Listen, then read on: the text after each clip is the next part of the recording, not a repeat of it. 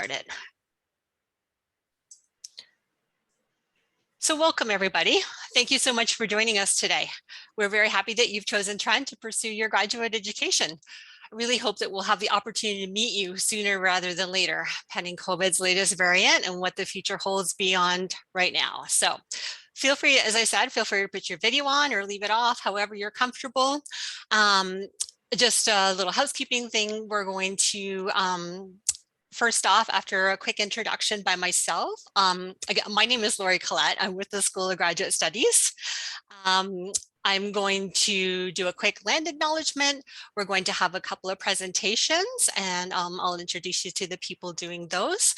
And then after that, we will have a question and answer session at the close of the event. So before beginning this session, I'd like to share some truths about myself and about the place that many of us call home. I'm sorry, could everybody just make sure that they're muted? Let me see if I can fix that. Please make sure your mute is on just so we can hear what's happening in the presentation, okay? Okay, sorry about that. So I am not Indigenous, rather I'm of settler colonial ancestry. Although my heritage extends to England, I, like many other settler people, have benefited greatly from living on Turtle Island. And as a visitor on this land, I have an important responsibility to acknowledge the grounds on which we are privileged to gather in the pursuit of higher education. Our university, Trent Peterborough and the Trent Durham GTA, is located in the traditional and treaty territory of the Mississauga and Anishinaabe. I believe that it's not only important to recognize the Mississauga for their care for and teachings about the earth and our relations, but to honor those teachings through our interactions today and every day hereafter. May we dedicate ourselves to moving forward in the spirit of partnership, collaboration, reconciliation, as we learn together and contemplate the possibilities that lay ahead. Okay, so apologies, I'm just going to introduce who's on our team, and I haven't really scrolled through the list to see who's here. Okay, I see Sharon Maloney, our admissions officer, is here. James Connolly, who's going to be presenting next, the Acting Dean of Graduate Studies. Stephanie Balfrey, the manager of the School of Graduate Studies. Haley McCormick and Adam Murphy and Jess Meldrum all work in the School of Graduate Studies, offering administrative support. Erin Davidson is here. She's also going to be presenting after James is complete. And anyone else I'm missing? Help me out, team. I think the rest are all participants. Linda Cardwell is here from our Environmental Life Sciences office. And I think that's it. So, as mentioned, we're going to have a couple presentations. If you do have questions, you can pop them into the chat, but we will go through all questions probably at the end of each presentation, and then there'll be a little bit of extra time. So there's going to be two presentations. I'm going to throw it over to James in just a second. And if you have questions after that one, we'll go through some, and then Erin's going to do a presentation as well, and we'll have a little bit extra time from at that point. So, without further ado, I'm just going to throw it over to you, James, for your presentation. Thank you very much, Lori. So my name is James Connolly, and I'm the Acting Dean of Graduate Studies, and it's my pleasure to welcome you to Trent University as a graduate student. I'm going to take perhaps 5 or 6 minutes of your time to just run through a few slides that will orientate you in terms of where graduate studies sits at Trent University and a bit about the sort of structured graduate programs at the university. And if you have any questions after this, by all means, you can either put them in the chat or we can take them after the end of the presentation. So we have a beautiful campus on the Otonabee River. That's part of the Trent Severn waterway that connects, for those of you familiar with the region, it connects Lake Huron with Lake Ontario, and it's a historic waterway that's part of Parks Canada National Historic Waterways. So it's a very beautiful location, and the slide that I'm showing now shows it probably at its best in the early autumn period. I've got another one coming up that shows it in the winter, but for those of you arriving in January, that's what you'll encounter until the spring.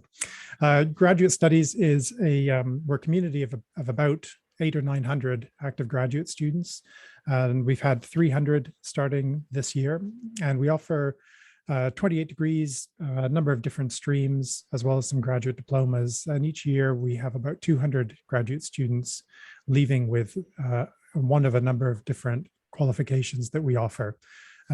These typically are students who have obtained a PhD through advanced study in one of our several programs that offer doctoral level studies, thesis level master's programs that are offered by a wide range of programs at Trent, course-based master's programs, sometimes referred to as professional stream master's programs, as well as graduate diplomas. The students at the university are supported by a very competent group of administrators and staff members who understand and know the system within which you'll find yourself very well and can offer all sorts of advice on a wide range of topics. I've already introduced myself, and several of these other people are attending, so I won't go through the names individually, but by all means, familiarize yourself with the School of Graduate Studies and the individuals who work there. They're a source of huge amounts of information that should you need to ask questions about sort of the administrative side of graduate studies, then this is certainly who you want to focus your attention on. Graduate studies itself, if for those of you that are attending the university in person, is located on the Simons campus. So the university has two main campuses. There's a college campus as well within Peterborough. The Simons campus is within the city of Peterborough. And it was the slide, this is just a different perspective of the campus. This is obviously from the waterway looking north. On the left-hand side, there's a building which is a very sort of distinctive building, which is the library, which is the Bata Library. And on the right-hand side, you're looking at the chemistry building and the science complex behind that. And just off the slide to the right is the Enwaying, the First People's House of Learning. And there's a theater. You can't really see it here, but there's a theater building that's just in the slide on the right. So it's a really lovely place to work, especially in the summer months when the river's flowing and there's greenery. It's also in its own way really pleasant in the winter as well. So the Bata Library is one of the sort of main buildings on the west bank of the river. And I'm showing you this just so those of you who are attending in person can orientate yourselves as to where graduate studies is located. The other characteristic building is the Student Center, which is just to the south of the library. And if you know where those two buildings are, then you can find graduate studies and the School of Graduate Studies and the offices related to graduate studies, which is just a bit further south along a river walk or down one of the other pathways. So you can see there on this little map, the Bata Library is circled, the Student Center, those two buildings that I just showed you, and Graduate Studies is just down the ways from that in the main administrative complex, which is called Blackburn Hall. The other side of the river, the east bank of the river, is where some of the college and science buildings are located, and also some of the main lecture halls. Some of the other colleges, including the library, of course, are on the west bank of campus, where the main athletic center is located as well. So this is the Simons campus, which is at the north end of Peterborough. We also have a college in Peterborough, which is Trail College, which is the graduate college. So our graduate students are typically affiliated with Trail College. And Michael Lehman, who's the principal of Trail, you will meet or be introduced to at some point. And Michael offers, through his college facilities, a wide range of social events and other professional development events that graduate students are able to take advantage of during their time at Trent as well. So do look out for communications from Trail College. Visit Trail College if you're able, because it is the graduate space, and it's a very nice place to be affiliated with. Depending on the program that you're in, you may be affiliated with our Durham GTA campus, which is in the Durham region in the city of Oshawa, south of Peterborough, closer towards Lake Ontario and closer towards the metropolitan Toronto. This is one of the newer buildings at the Durham campus, and it's quite possible that some of you will be and your work will be focused down there. So I just point this out to you as well. And they have their own set of facilities, including sort of library access facilities, etc. So those of you affiliated with Durham, by all means, make yourself familiar with the facilities that they have there. So a bit about general registration.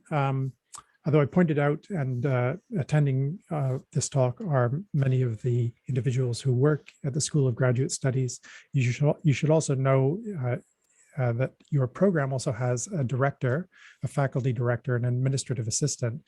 And that is often your first point of contact for questions related to your program. So if you have questions about courses you need to take or particular requirements that you might need to meet during your studies at Trent, you should first consider directing those questions to the administrative assistant and the graduate director, because they'll be able to help you with very program specific inquiries that you might have. Other aspects of your relationship with graduate studies, by all means, reach out to the School of Graduate Studies and we'll do our best to help as well. Just in terms of a bit of administration, students are registered for 12 months of a year for 3 years. So a full-time graduate student is considered registered also through the summer months. So the graduate fall term is September to December. We then have a winter term, which is January to April, where you'll be starting your studies at that point. And we also have a spring summer term, which is May to August as well. If you need to change any of your registration status, so that might mean, for instance, a leave of absence for reasons that are outside your control, you might need to leave the program for a short period of time, or you need to change the program stream or convert to a different stream, change to part-time, etc. You need to apply for this. And it's the program of the School of Graduate Studies that can assist you in finding the right way to do that.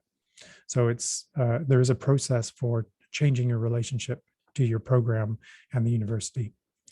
Many of these, if you have a look through the website for the School of Graduate Studies, you'll see the forms there. So for instance, just to give you one example from the website, which is the Graduate Studies website, the School of Graduate Studies form page, there are a list of registration forms there that if you have a look through that website, you may be able to find what you need fairly quickly. But again, do reach out if you have questions about that. Also, as an important aspect of your studies here will be the Trent Graduate Students Association, the TGSA. They act on behalf of all graduate students enrolled at the university, as well as organizing social and collegial events and professional development events. They're also an advocate for you as a graduate student at the university. So you will receive communication from them periodically, but you can also reach out to the GSA to find out what events they might be holding or what they can offer in terms of supporting you in other aspects of your studies at the university. So do look for TGSA emails as well. Of course, we're entering another period of uncertainty, unfortunately, with regards to the coronavirus. At the moment, case counts in Peterborough are very low and the university has very low case counts. So we're cautiously optimistic that we may be able to carry on as normal. Communications will be given to you directly through your Trent University email, as well as information on the coronavirus website at the university. So that's just at trentu.ca coronavirus. So if you go there for the latest information, that's in many cases the information we're receiving as well. So if there are requirements in terms of screening, or new requirements in terms of screening to enter campus, or vaccine information, or where to get tested, that will be available on the coronavirus website. The university does have a mandatory COVID-19 screening process that has to be filled out every day for entering the university. And that's you can find the links there through the coronavirus page as well. And if there are changes to the mode of delivery that may need to be done early in the new year, then it will be communicated to you directly via email, as well as information put onto this website. But at the moment, we're cautiously optimistic that we might be able to avoid that. But the situation is pretty dynamic and changing fairly rapidly. So do refer to this website for the latest information. And there we are in the winter. See how beautiful it is in the winter as well. So we're going through a little warm snap at the moment, so the snow has more or less disappeared, but we have had a few snow days. So we can pretty much guarantee that in January, at some point, the campus will look like that as well. And the frost on the trees on the drumlin in the background behind Champlain College are particularly stunning when they're in that state. So yeah, the campus it's a really lovely setting, and we look forward to those of you who are coming to welcoming you here. I think, Laurie, that's me. Great. Thanks so much, James. I see we only had one question come into the chat. I'm not sure what program you're with, but the question was whether classes are going to be fully online or hybrid. To my knowledge, management and AMOD, our two kind of biggest programs for the upcoming term, are offering both options. There are online, there are in person, and they're ready to adapt as need be. But if you're not going to be here, I think that both programs want you to reach out to their program director or to your course instructor and just make sure that you're registering for the proper format. And if you're not going to be able to be there, they can make accommodations for you, so they can be flexible. If it's other programs, I'm pretty sure I recognize your name, Satish, and I think you're in one of those programs. But if it's a research-based program, you should probably just reach out to your program and see where things are at. Speak to your administrative assistant, and they will have the most up-to-date information. Are there any other questions that anybody would like to ask, either in the chat or unmute yourself and ask away? If there is not, we'll give it a few seconds. If there's not, then we'll just go right over to our second presentation. Erin Davidson, the Registration and Records Officer for the School of Graduate Studies, is just going to talk about more specifics about starting graduate school and things you should need to know. Okay, so sorry, I did see a response there from Satish before we move it over to Erin. Yeah, so Big Data is definitely flexible. If you have any questions, you can reach out to amod@trentu.ca, and Krista or Jeff will definitely be able to help you out. And yes, the other question, Jashant, you can start online and then move to full-time. I believe you said your AMOD as well. I think that is an option for you, but maybe just confirm with them. I think we've had that question a little bit. Oh, sorry, Erin, just hold on a second. There's some questions coming on. How can we get into the on-campus jobs if we do not have any prior experience? So jobs like beyond a GTA job, there is career space on campus that they have a web link, and myself or someone else from the team here will pop that into the chat. So that's one option. And then I think also HR, Human Resources, does post on their website like marker type positions helping out with various departments. And other than that, I think it might be useful to reach out to your graduate program and ask what they, if they know of any, like the faculty in there might have some ideas. Erin, staff, does anyone else have anything to add to what I've just indicated for jobs on campus? No, I would start with the student job board, like you've mentioned, and depending, I mean, I would say that experience will really vary depending on the position itself. So yeah, search to see what's available and then go from there. Great. Okay. Okay, we'll just leave the rest of the questions to after. I think there's just one more, so we will definitely address them after Erin's presentation. So Erin, yeah, over to you. If you want to start your presentation, it should be ready to share there as well. Thank you. Right, is it there, Laura? Yeah, all good. All good. Okay. Hold on a second. So we have that black mark going across again, and it wasn't there when we tested before 2 o'clock. Like it's not blocking anything right now, so it should be fine. But that's so strange why that happens with your presentation. Yeah, you can see it. It's like it's not blocking at the moment. Okay, it's gone now. So yeah, just go for it. It's okay. Well, hi everyone. Welcome. Thank you for joining us today. Like Laurie said, we have a great team here, and we're really excited to welcome you to Graduate Studies and specifically to Trent University.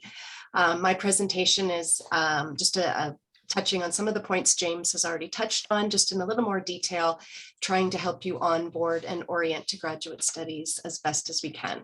Hopefully I cover a lot of the questions you may have of just how to get started, what button to push. But like Laurie said, at the end, a couple of us will be sticking around just to chat or answer any questions that you still may have after I'm finished with my presentation. So what I've started with today is, oh, there we go. Just wanted to sort of go over a quick agenda. I'm going to show you how we're going to activate the accounts, the Trent U email address. The My Trent portal will open up as you become students here. Just a brief overview of your letter of offer and making sure you fully understand the details in that. I'm going to touch a bit on registration and some of the records pieces, talk about our campus card, our Trent U card that all students need to get. I have a few more tips and resources, a little shout out to our student organization, the TGSA, some health plan and UHIP details, and then at the end, we'll just pause for some questions. So to get started, all of our graduate students here are given Trent email accounts. As soon as you have been given a letter of admission and you have become a registered student, your student account will be activated. The first time you log in, we do need you to complete the new user activation steps. My next slide shows you here. So the very first time you're logging into the My Trent access, the second button on your right, activate your account, will be the first one that you're after.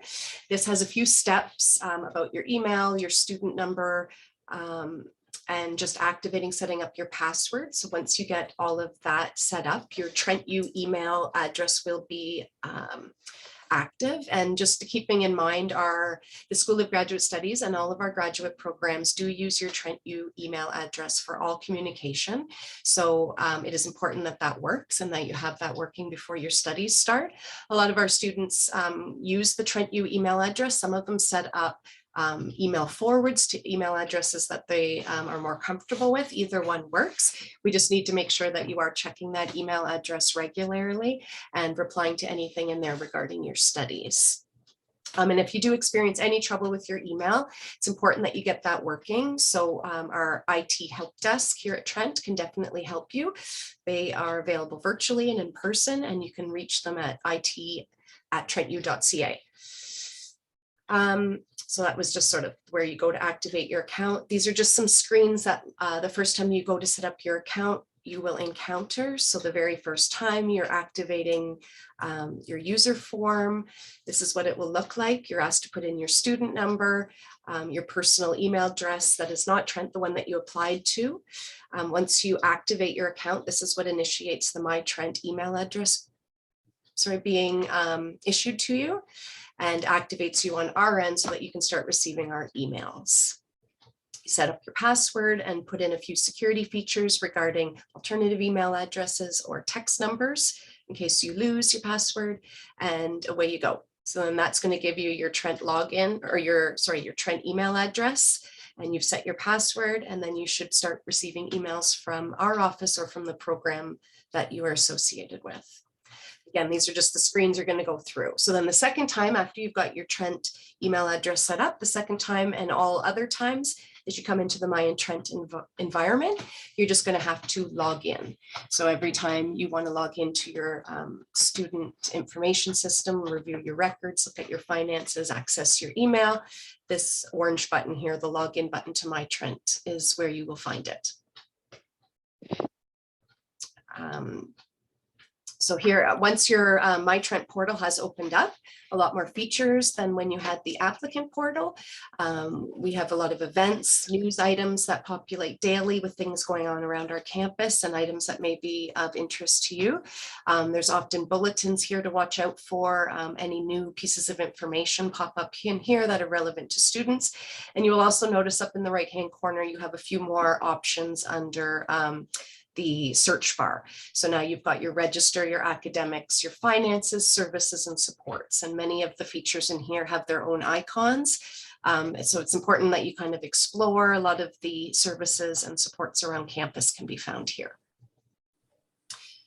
Your letter of offer. So everybody admitted to the School of Graduate Studies would have been sent a letter of offer, which is essentially a contract between yourself and the university regarding the studies that you are about to start. So we just ask that everybody carefully review the details of your offer, including any deadlines, funding package details, or other important information that is listed in these offers. Some students may have outstanding conditions, and I know our team is working with some of those students regarding getting those cleaned up before the January start.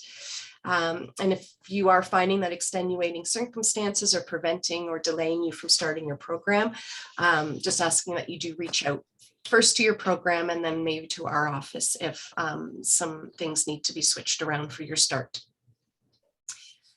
Registration. So everybody now for the January start can register.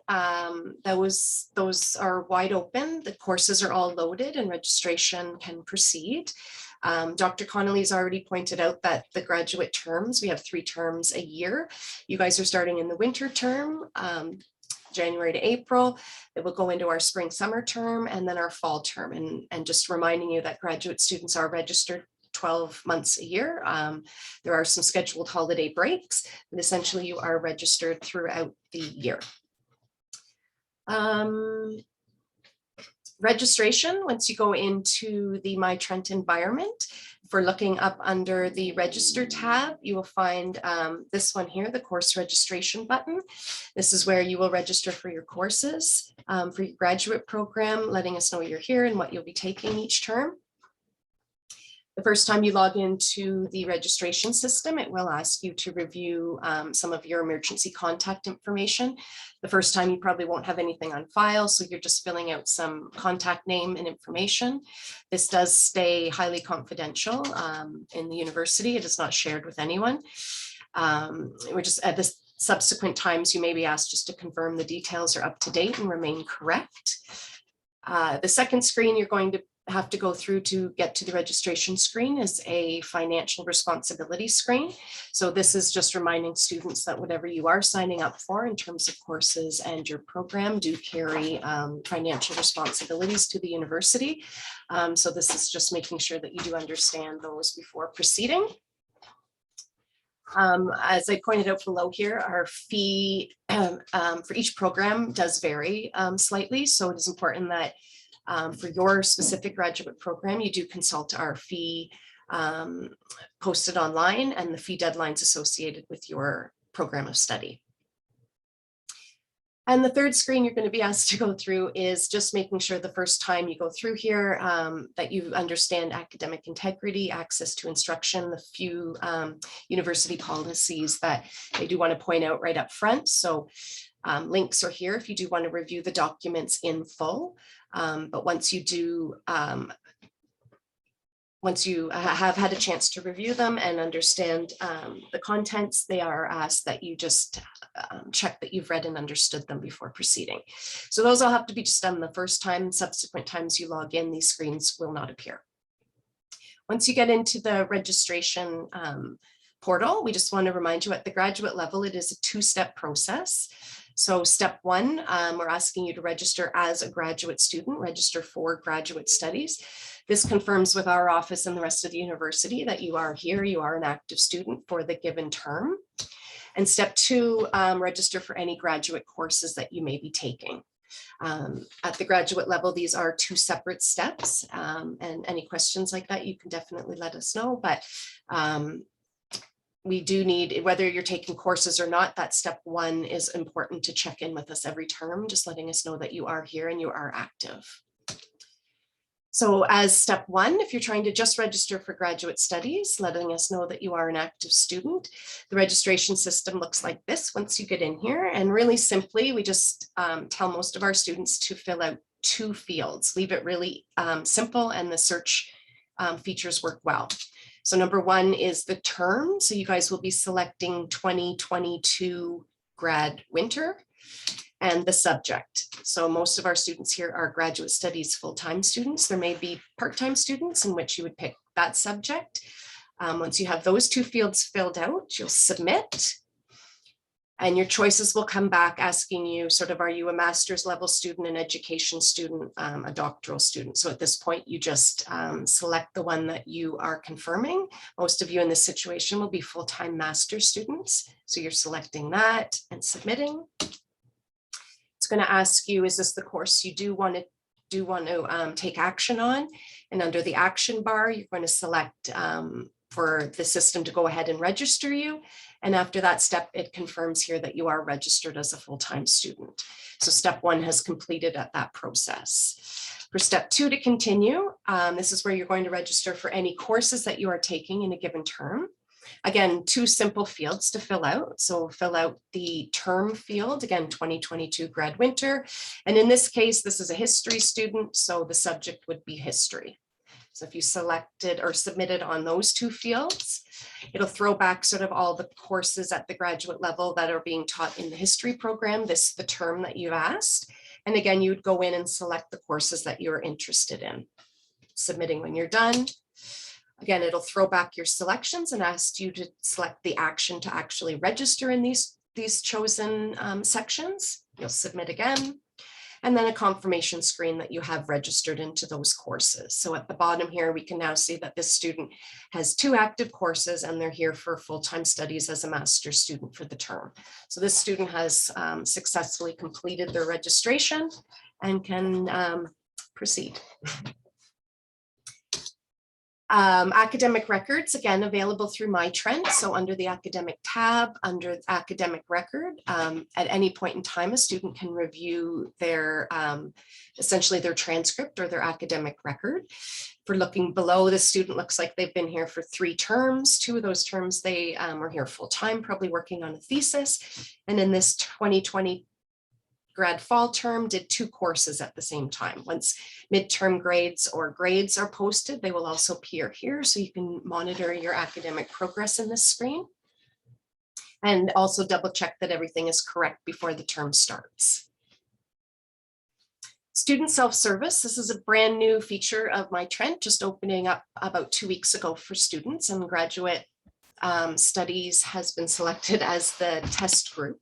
So this is a brand new icon in My Trent that eventually will hold a lot of this registration and course information. But for now, we're using it to begin allowing students to update emergency contact information, also found in that previous screen. This is a second way to get to it. And then also confirm some of the about you information is correct, up to date, including your current mailing address, any alternative email addresses you wish to share with the university, and any phone numbers that you would like to have on record. So when you do update this, the university is sent the updates as your most current point of contact. So you just want to make sure that that is up to date in case they need to get a hold of you. We do have some upcoming releases, which includes moving financials, registration, and academic records into the student self-service. So those things will probably change as you're studying here at Trent. Our campus card, the student card at Trent, it is referred to as the Trent U card. Once you have finished all the registration steps, you can go again through My Trent and through the services tab and ask for your student card. So this is also your library card, your access to our athletics complex, any doors that have special access or are locked for privacy reasons, and the easiest way to pay for everything on and off campus in some areas. So on campus, if you're doing photocopying, if you're grabbing a coffee, those sorts of things, you can load student money onto your Trent U card, or if you're grabbing meals in one of our cafeterias. And then some of our partners downtown and some of the restaurants around town have partnered with the Trent U card, and you can use that at select locations around Peterborough. Some of our students, specifically our science students, they need Trent U cards to be updated to get into the labs in some of the buildings. So best to check with your admin assistant if that refers to you, and they can help you get those cards programmed correctly. You'll just upload a photo, like I said, through the My Trent portal after your registration is complete. And then cards will be available for pickup in January at both the Simons campus or the Durham campus. If you're online, then your card would still be active and you'll have to pick that up.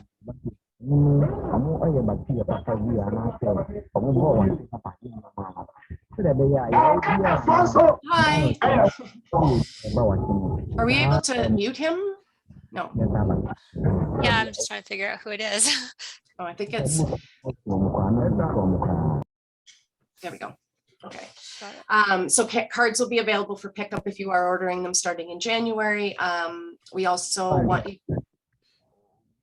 want to make sure that you know the bus pass, if anybody's getting transit passes.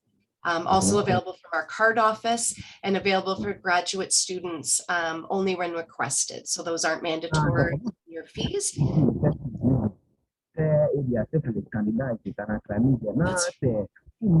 Wabina, can you put on your mute? Thank you. Just want to point out some more resources available to our students. So there's a list here of people and groups and organizations that are here to support you as a graduate student.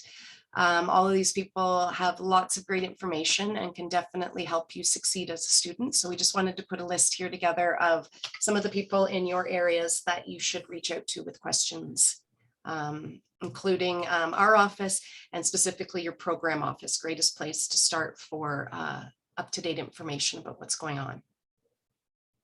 Our TGSA, which is the Trent Student Association.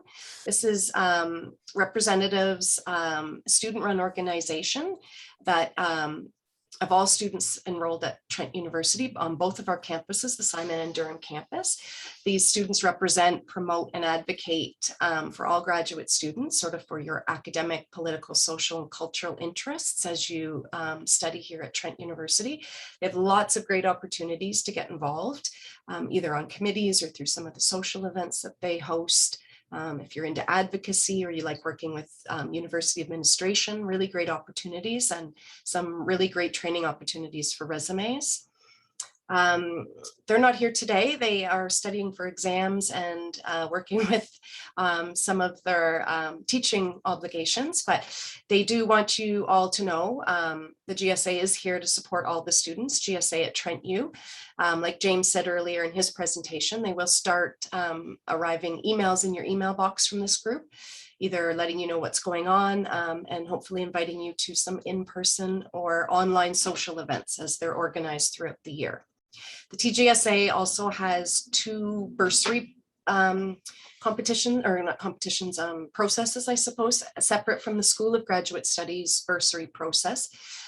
They have an academic development bursary for students sort of finding themselves short of fees to do some of their research and program requirements. And they also have an emergency bursary for students who do find themselves in financial distress or unexpected costs. And so please go to their website, review the conditions and some of those applications and a lot of the great things that the TGSA is doing here for students at Trent.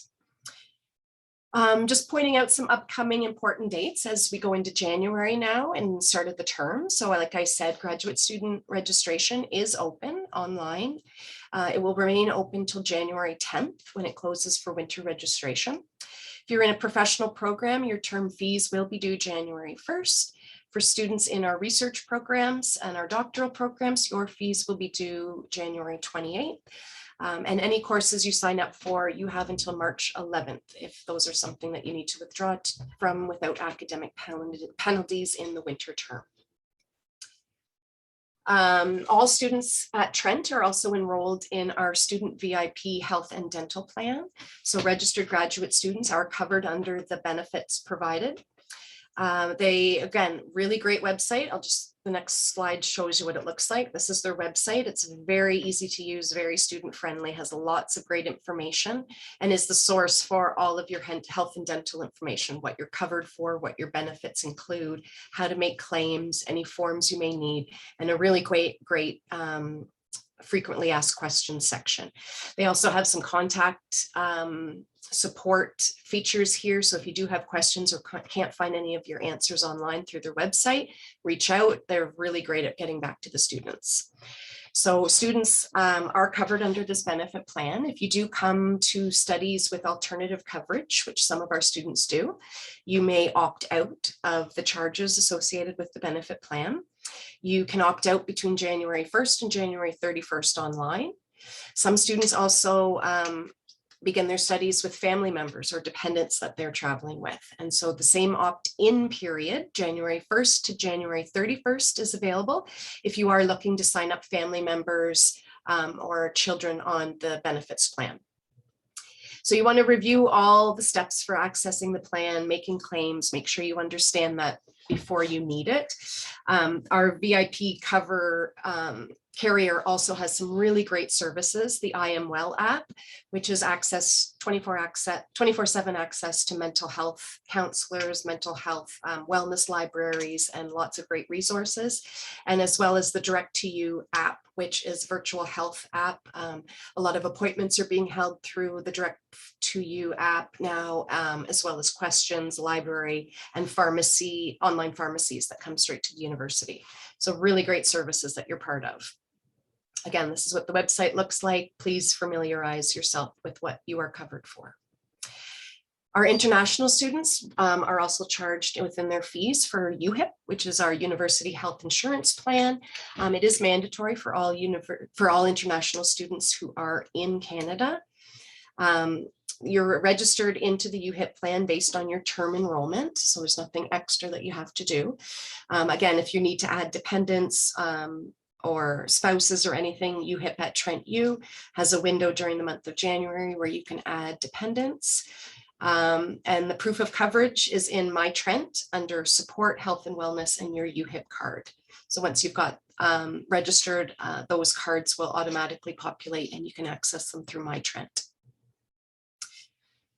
Our holiday hours, just reminding as you guys are starting in the winter term that the university will be closed over the holiday break. Most of our academic and administrative operations are closing next week, end of business day, Thursday, December 23rd.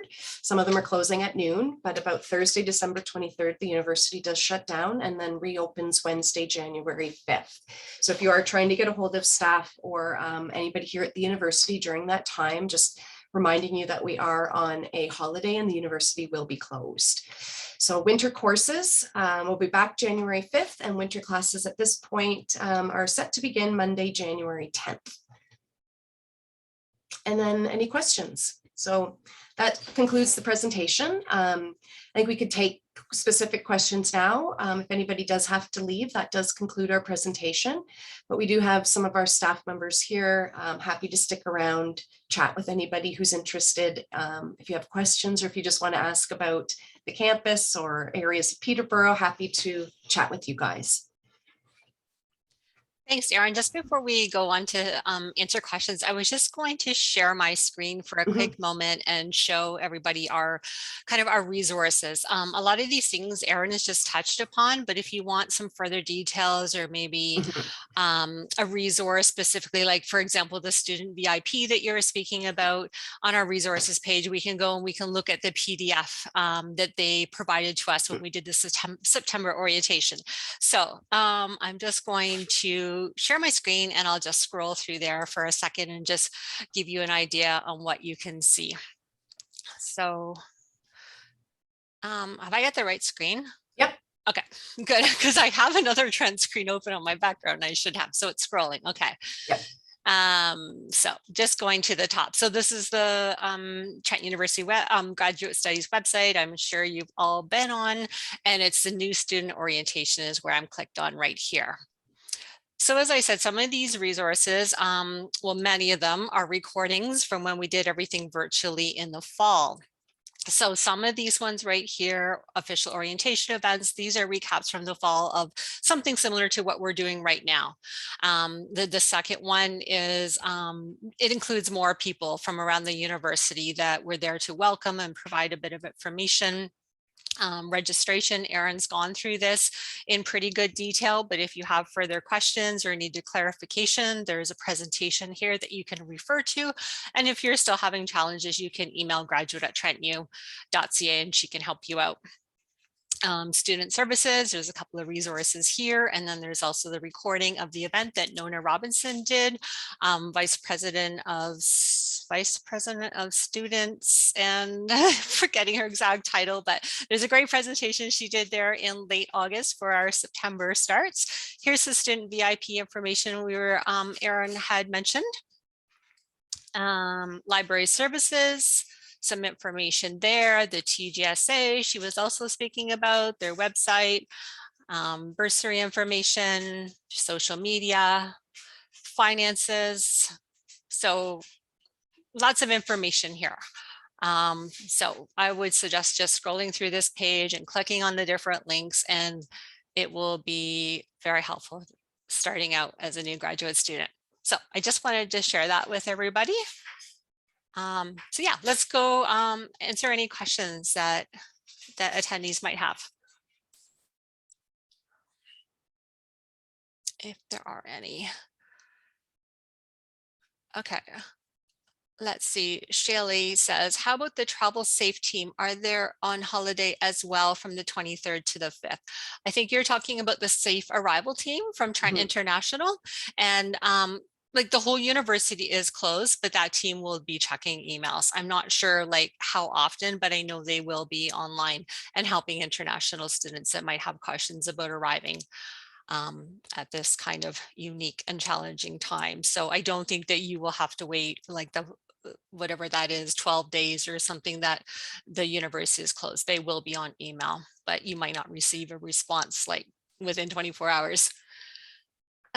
Peter is asking, are part-time Masters of Science students still covered under the benefits program? And if so, is the coverage the same? Yes. Go ahead, Erin. Yeah, our part-time and full-time students are charged into the health and dental plan equally. Great.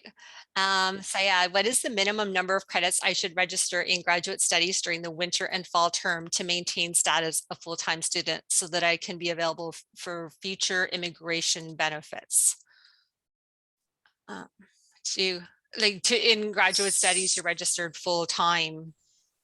Yeah, or part-time, like it's more of a binary thing. So if you are a full-time student, we would have you register as a full-time student and then in the recommended courses for that term. So sometimes depending on the program and depending on the area of study, students are studying anywhere from 0 to 5 courses in a term. So like we said, when it's a 2-step process to our registration steps. Step 1 is letting us know, are you here full-time or part-time? And then step 2 is the courses that you will be taking. Right. I'm intrigued about whether there are any plans to change winter term into online totally. So I think as we sort of mentioned, it's kind of all up in the air right now. It's flexible. We're kind of waiting to see what happens, but to have everything totally online, if possible, that might happen. But right now, as mentioned, I think both of the bigger programs, AMOD and management, are online. That option is definitely there. But we're flexible and we're just kind of waiting to see what your email and see, depending on what you've registered for right now, it may need to change, but it's just depending on what guidance we get from our local health officials. So yeah, that's as much as we can tell you. Do you have to register for online or in person as well? Do you want to answer that, Erin? Registration? Majority of the questions in this session are probably coming from our AMOD students and our management students joining us this winter. So for the management students, the one that are studying in Durham, those course selections, you do have 2 sections. You have a section A, which they are currently advertising as the in-person section, and a section B, which they're referring to as the remote section for each of the courses that they're offering. So at this point, register in the one that is more applicable to you. The fall term, we had students switching between them as they were arriving later in the term and able to change into the in-person. That was not a problem. But if you do start online, you want to register in the B section and make sure that you're on the remote side. In our AMOD program, there's only 1 section for each one of our courses. They've asked you to reach out to the faculty teaching those courses, but at this time, because of current health regulations and guidelines, those programs are offering sort of a hybrid. So they will be, those of you who are not able to join us in person will still be able to participate. Professors will be making accommodations and you still will be able to join us in January. For those that can join in person, hoping again to have those details ready for January. But us at the university are still reacting daily and almost hourly to new updates and guidelines that we're being imposed with. So both of them are aiming to support the students either way, really hoping we can get some in person and really start creating some of those great bonds and community atmospheres that Trent loves doing. But we also realize some of you can't get here yet or aren't able to join us. And so those programs are offering options for those students. If you're not in either one of those programs, just reach out to your program admin. There's often some flexibility about when and where you can take those courses in your graduate studies. And so perhaps the admin can just work with you around your selection, around some alternative dates, or maybe moving some of your courses into subsequent terms when some of these guidelines are lifted.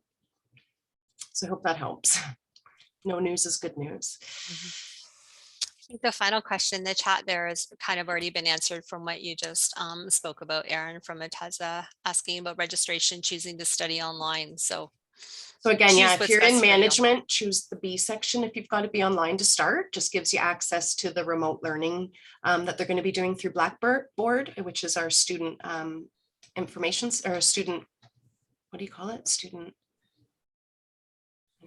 learning platform. Sorry, it's our student learning platform. And if you're in AMOD, sign up for the courses you want to take, reach out to the professors for accommodations.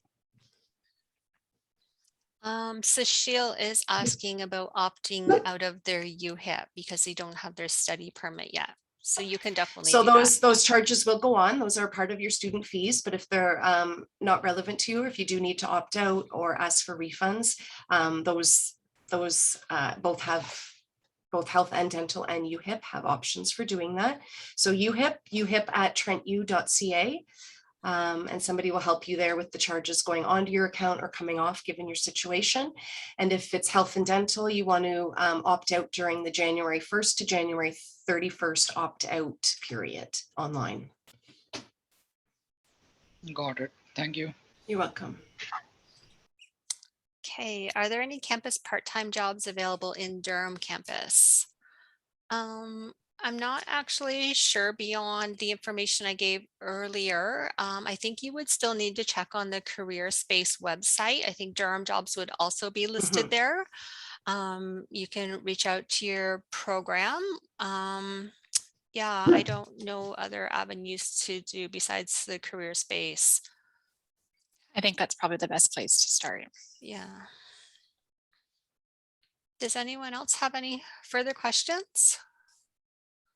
Anything at all about starting your program, Peterborough, Oshawa, anything? We're always here to help you. If you have questions after this event, I have recorded this event. I will post it on the website that I showed you a few moments ago, hopefully within the next few days. So it will be available as well as all those other resources. Always feel free to reach out to us too if you have questions, graduate@trentu.ca, or contact your program, and they are super helpful as well. Yeah, so Hi everyone. Hi, Dixon, do you have a question? Yes. Actually, I wanted to ask about the scholarships. Is there any portal where can get the updates about the scholarship and bursaries? Sorry, I'm having difficulty hearing. You're asking about scholarships? What program? Yes. Actually, I am from Big Data Analysis AMOD program. Okay. So I was thinking that I actually do not know how the scholarship program works. So will I be applying for scholarships once I am in the campus, or once I start my studies, or should I apply to scholarships prior that? So Well, unfortunately, most of our scholarships are based on are geared towards research-based students. So we don't have a huge amount of options for students in professional programs such as the AMOD and management. We can suggest there is the scholarship, the BADA scholarship, which is due each October. So you can definitely apply for that once you're already a registered student. So it's an annual one, and it has a significant dollar value for that associated with it. Other than that, there are bursaries that are available each term, but those are kind of a minimal amount meant to supplement the funds that you bring with you. Does anyone else have anything to add to that? Scholarships for professional That's Unfortunately, there's not a lot available. There may be funding opportunities outside of the university, and we've included links to some of those on our website, so I can share that link. But yeah, many of our scholarships are geared towards those in the research streams. Okay, okay. So I was actually thinking that maybe while after your exams, you judge the scores and then we can apply for scholarships according to that, like, according to So the scores. because there's a very limited opportunities internally in terms of opportunities for students in the professional programs, you're welcome to apply to external opportunities anytime. So there's no need to wait until you finish any courses or exams for those. It would just depend on the requirements of the specific award that you're looking at. The award that Lori mentioned, the application for that wouldn't open until the fall. So it's just closed for this year. So you would have to look at that one next year. Okay, thank you. Thank You're you. welcome. Also, I had one doubt that how can we get to know that how many credits are we getting for this for the courses that we are registered for? So if you look at the academic calendar, that outlines for all of our programs what the degree requirements are, what the course selections are, and the credits associated with each of those. Okay. Most of our credits are 0.5 weight. If they're a half credit, which is indicated by the H after the number, those are 0.5 credit weights. I can post the academic calendar in the chat as well. I'm just doing that right now, but it's not posting for me. What's going on? So that's there. Hello. And then the scholarship link that Steph mentioned has been posted as well in the chat. Hi. Hi, go ahead, Syed. Yes, thank you and good morning to everyone. I'm just asking a follow-up question regarding the minimum number of credit I have to take as a full-time student. Earlier, I was informed that any student who wants to study as a full-time student in Canada has to register for at least 2.5 credits. Is this applicable for the graduate students as well, or is it applicable only for the undergrads? That is an undergrad information that you have. For us, as long as you're registered as a full-time as opposed to a part-time status, then you're considered full-time. And that's all you need, like immigration-wise. Okay, so my advisor was advised me to register for 3 courses. So is this the maximum limit, or is the minimum limit of the courses I have to register in the coming term of the winter? Are you joining our big data program? Yes. Yeah, so I think the first term, the winter term, the new students are being recommended to register in the 3 courses. Okay, so is it something fixed I have to register for, or I can register less than 3 courses? You could technically do less. Okay. I mean, you want to reach out to the program, maybe to Krista Noonan. She can help you map that out, because if you're taking less in a earlier term, it would probably mean you'd have to take more in a subsequent term, or that the degree would be that much longer as you finished up the course requirements. So what they're recommending, the 3 courses this winter, sort of puts you on path to successfully completing the degree in the 16-month duration. If you are taking anything less, then the path sort of changes, and you do want to probably check in that you can still complete on time.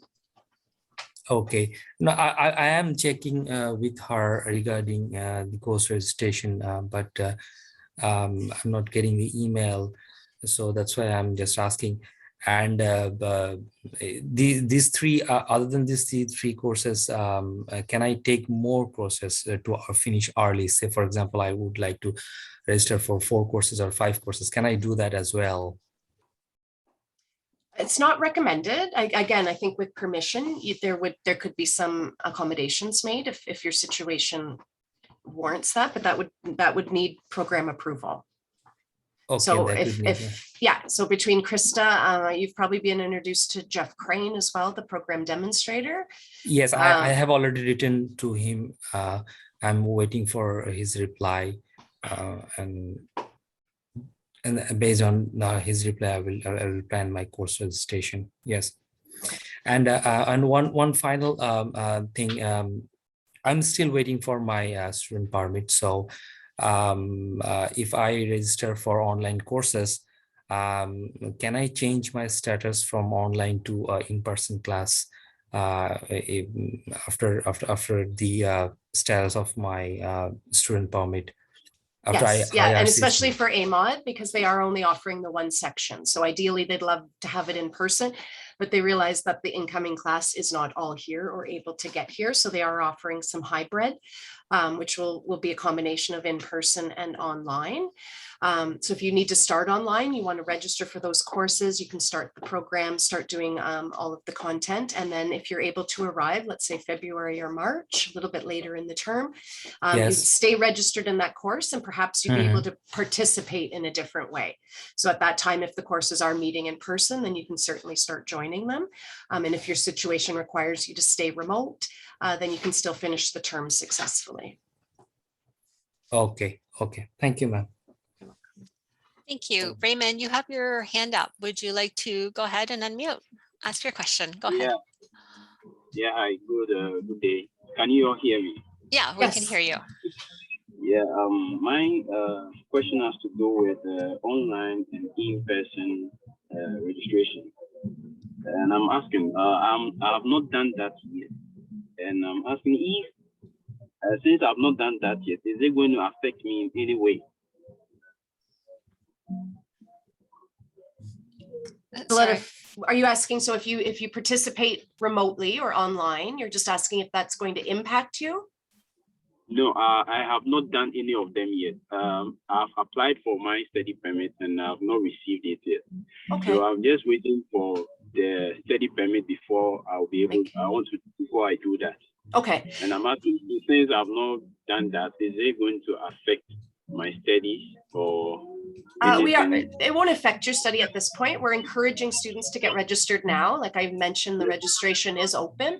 As long as we can get everybody in, that's great. But you do have until January 10th to get registered in your courses. So if that's something that you need to wait till the new year to decide, Raymond, then that's okay too. So that means I need to register as soon as possible.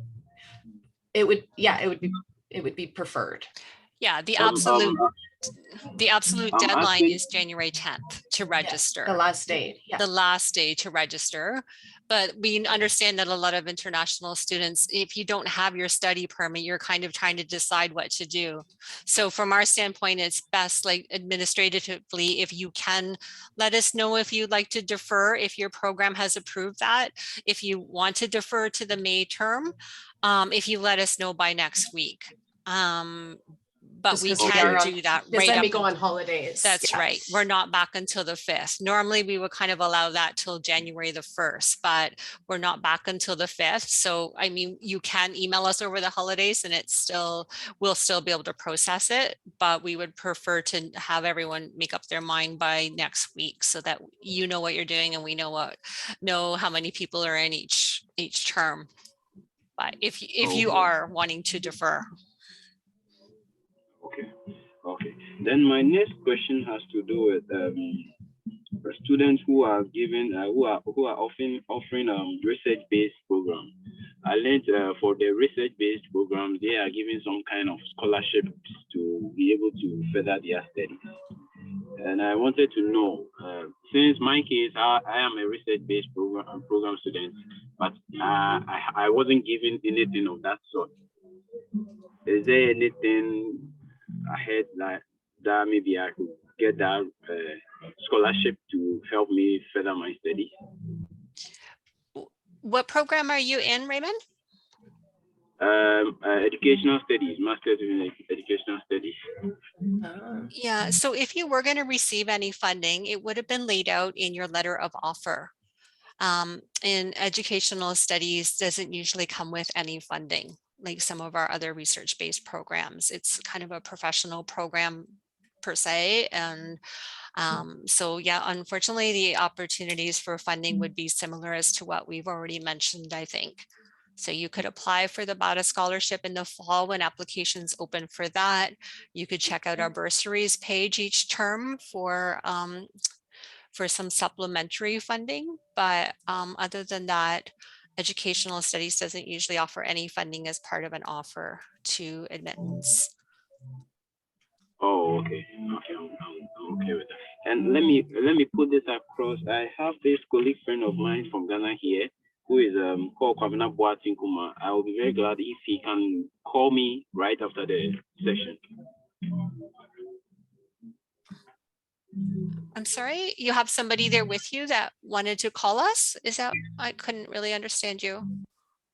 Yeah, Kwabena Boating Kuma. He's from Ghana here. And I'm asking, I sent him a personal message on the message section, but he has not replied to me. So I'm just putting this across for him to call me as soon as we are done. Okay. Okay, hopefully he hears that. Yeah. Sorry for that, but I'm really sorry for causing that. But Okay, that's okay. Okay, Dixit, did you have another question? Your hand is up, or is that up from before? Yes. Okay. Yes. No. I have a question.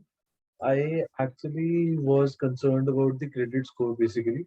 As you mentioned that in my amount program, we will be getting 0.5 credits for each course that we take, right?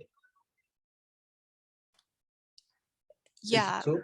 it's 0.5 credits per course in Yes. AMOT. Mhm. And I was actually concerned about the fact that if we register for courses less than 2.5 credits, we are not considered as a full-time student. What is it? Can you please clarify about that? I think that's undergraduate information still. As long as you are registered as a full-time student when you're studying at the graduate level, that it's not by the number of credits when you're in graduate studies. I Okay. think you were referring to undergraduate. So Actually, I got into Trent. I applied with the help of Apply Board actually, and they have sent me a mail that your credits you have registered for credits less than 2.5. So I was concerned about that. I will not be considered as a full-time student. So just clarifying that. okay, So- yeah, go ahead, Steph. I was just going to say you can forward us that email and we can clarify further with you in writing, but I don't see any issues with, as long as you're registered full-time, immigration-wise, you are a full-time student. Yeah, Yes. exactly. We actually don't have a part-time stream in the AMOD program, so you're definitely full-time. So in any graduate program, you select your status, which is full-time, and then you register for your courses. So number of courses does not impact that status. And there are certain programs where students may have no courses in a certain term, but they're still considered full-time. So not to worry about that. Okay. Okay. Thank you so much. Sorry, Shanna, it looked like you had messaged a little bit ago. It's taken us a few minutes to get to your class. To get to your question, will management grad students be provided with free travel cards? I'm guessing that you're talking about travel cards to get to the main campus. So if you're a management student, and sorry if I'm assuming wrong here, but management students will have a Trent U card just like all other graduate students. You can use that for public transportation, but there isn't a bus that is included with your fees that goes from Peterborough to Oshawa, where the Durham campus is. But you can come to Peterborough, but everything that you should need would be at the Durham campus, the library, all the resources and services. It's kind of a self-contained, anything you should need as a management graduate student should be there. But if you wish to come to Peterborough, there is public transit that would take you there. I believe your student card will cover Durham transportation or it will cover Peterborough transportation, but to get from one to the other, which is a 1-hour drive, that would be extra. It would be like you would pay to take the bus. Does that, hopefully that answers it. Maybe, I hope I figured out what you were talking about with the travel card, but if not, message back or put your hand up and we can answer. Mervyn, have we already answered your question? And classes don't get full if we take time to register. No, you don't have to worry about classes becoming full at the graduate level. If No. you don't register until the absolute deadline, there will still be space in the class. Okay. Hello. Hi, can you hear me? Hi, Mervyn. Yes, we can hear you. Yes. So I remember paying $2,500 tuition fee deposit, right? So I just wanted to know what would happen to it. It reflects on my account statement, but I'm not sure where it's going to get used, or will I be getting it back after I graduate, or what's the thing with that? No, so that's a deposit. So that goes towards the tuition. So if you're Okay. starting in the winter term, so that's just subtracted from the amount that you owe for the winter term tuition. So it'll Okay. automatically, But the 2,500 is on your account, and then your winter term fees will be applied near the end of December, probably a week or so okay. before they're due. And then you'll see like it will be subtracted that you've already paid that amount. So it will be subtracted from the full amount that you owe for that term. All right. No. Okay. So the problem is that I've already paid my entire year's fee upfront because of the STS, Yeah. student permit, requirements. So, so I'm guessing that this $2,500 will get subtracted from the next year's fee, right? That's right. Mm-hmm. All right. All right. Yeah. And, Yeah. all right. Thank you. Okay, you're welcome. Okay, it's 3:15. Are there any other questions before we sign off for this event? Oh, I see. There's one more question, and this will be our last question for today. When will instructors post on Blackboard? You cannot see any courses there yet. Erin, do you know when? Do you have a good answer for that? I don't. As long as you're registered, the Blackboard sites will appear. So they, with your active registration, Blackboard automatically populates. I don't believe the winter classes have opened yet. We're still just dealing with our fall exams. Professors are wrapping up marking currently in the exam weeks right now. We're in a 2-week process where all final exams are taking place. And then attention will start moving over to the winter term. So as long as you're registered successfully, the Blackboard sites will open up and communications will be sent out. Just continue to monitor those.